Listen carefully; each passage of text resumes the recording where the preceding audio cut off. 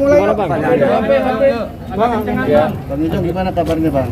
Baik, makasih teman-teman media udah nyampe sini juga datang buat waktunya. Aku juga hari ini ada tim pengacara aku yang baru yang mau dukung aku buat maju ke depan lagi. Ini kita hari ini mau banding kan, banding dan udah ada ya Pak ya. Sudah. Ya. Bandingnya seputar apa sih, Bang? Kenapa?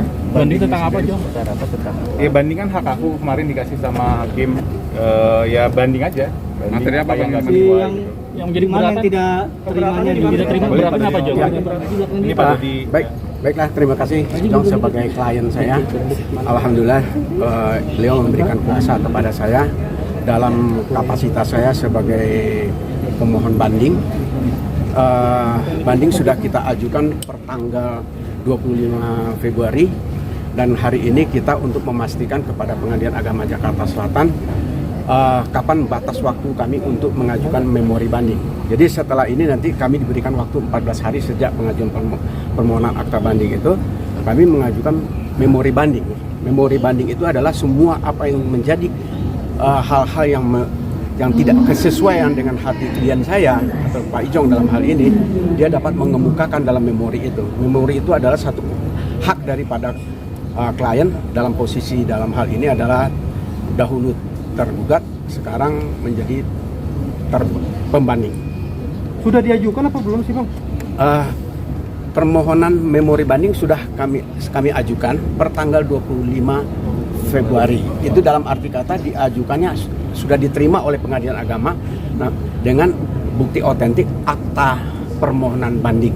Bang, poinnya apa aja, Bang? Bandingnya keberatannya, Bang? Poinnya apa aja, Bang? Kalau cerita masalah poin keberatan, tentunya tidak etis kalau saya menceritakan agak mundur ke belakang, karena perkara ini adalah perkara yang sudah masuk tingkat kedua kepada Pengadilan Tinggi Agama DKI Jakarta. Nah, kalau dalam peristiwa hukum yang kemarin di PAJS ini, di sini yang sudah diputus oleh majelis hakim, ada hal-hal yang tidak bisa diungkapkan oleh klien saya, karena itu sudah menyangkut masalah substansial perkara, jadi tidak bisa saya ungkapkan. Tapi yang terpenting adalah bahwa Pak Ijong ini mengajukan banding dengan catatan merasa ada ketidakadilan. Nah, kalau merasa ketidakadilan kan semuanya bisa saja, dari titik koma pun kalau nggak adil bisa juga dibandingkan. Nah, justru itulah bukan masalah yang sepele yang dia banding, tapi dia minta suatu keadilan untuk ke Pengadilan Tinggi Agama DKI Jakarta untuk lebih cermat untuk mempertimbangkan atas permohonan banding klien saya.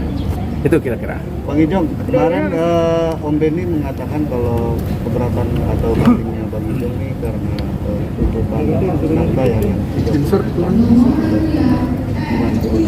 Oh, kalau banding ya kata Om Ben kayak gitu. Sebenarnya yang Dena minta kan itu maunya dia gitu. Kalau sesuai sih nggak apa-apa. Aku sih sama sekali nggak keberatan gitu. Soalnya selama ini kan juga anak-anak nggak pernah kekurangan gitu.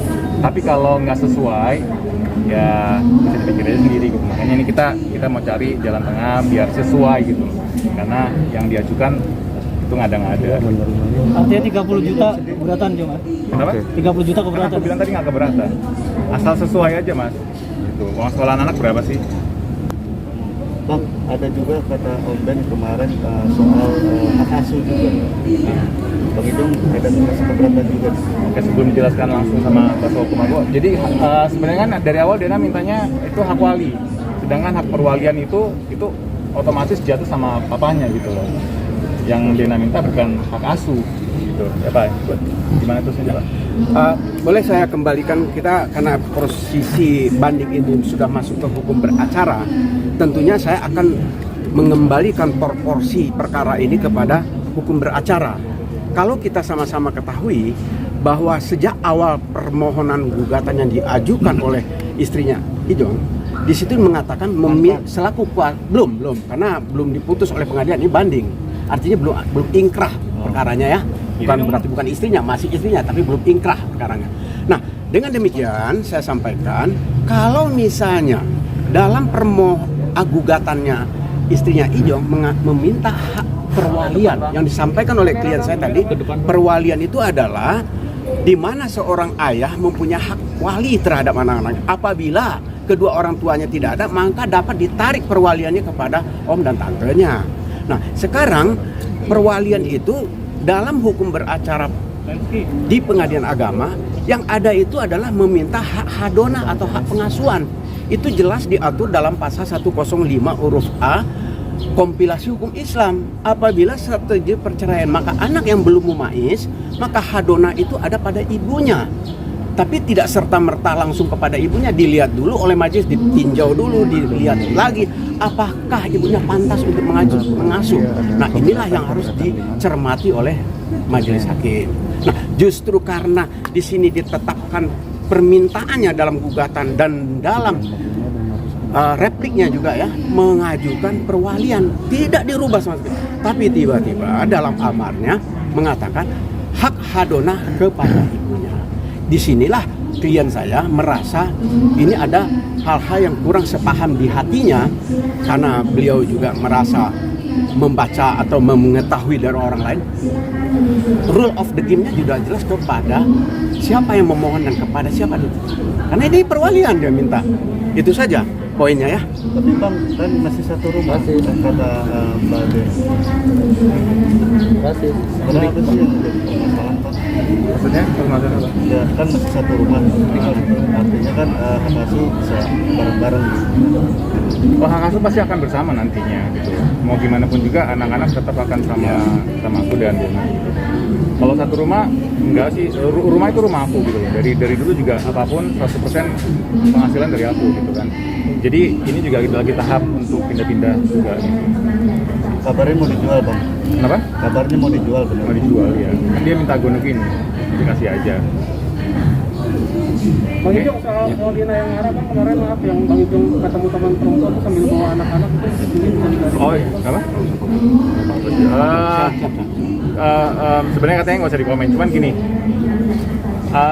Aku bawa anak-anak bisa bebas kemanapun dan dimanapun gitu. Toh juga kan aku bawa anak-anak nggak akan ke tempat-tempat yang jelek ya. Apalagi mencelakakan anak gitu. Jadi misalnya contohnya lucu aja, misalnya aku bawa ke mall, pasti apalagi di bidangnya aku entertain gitu kan, pasti ketemu banyak teman juga, teman artis, siapapun itu gitu, bisa fans juga gitu. Nah aku kemarin ketemu teman pemain juga, pemain sinetron juga gitu, bilang masih ya gitu, ketemu hai apa kabar ya, abang Zek semuanya lucu banget gitu. Nah itu dibilang pacar, dibilang atau teman dekat gitu ya, bisa diartikan sendirilah segimana negatifnya gitu aja sih. Kecewa iya, marah sih udah biasa gitu. Jadi apa yang dituduhkan itu sebenarnya kadang-kadang nggak sesuai, jadi dibumbu-bumbuin dan ada banyak hal yang sebenarnya fake lah gitu, bohong. Itu aja sih. Tapi anak-anak itu masih bertanya kenapa? Enggak, anak-anak happy, nggak pernah bertanya-tanya sih gitu. Karena kita memberikan kasih dan sayang 100%, nggak pernah menunjukkan. Kalau saya sih nggak pernah menunjukkan ya gitu, nggak tahu dari pihak sananya. Kalau anak sendiri lebih prefer ke Ijong atau ke ibunya? Enggak, kita nggak memperlakukan seperti itu. Jadi anak-anak harus bisa sama-sama. Nggak tahu kalau dari sananya ya. Memberi pengertiannya gimana nih, Bang? Apa? Memberi pengertiannya gimana kalau nanti akan berpisah gitu? Bisa Nggak usah rumah. dikasih pengertian, ntar mereka juga tahu sendiri. Tapi nanti pada saatnya akan ada saatnya. Bang, 30 juta itu per kepala atau 3 anak? Kayaknya 3 anak sih. 3 anak 30 juta. Sedangkan sekolahnya nggak termasuk di itu. Sekolahnya total ada berapa lagi? Sisanya mungkin buat dia kali. Yaudah ya.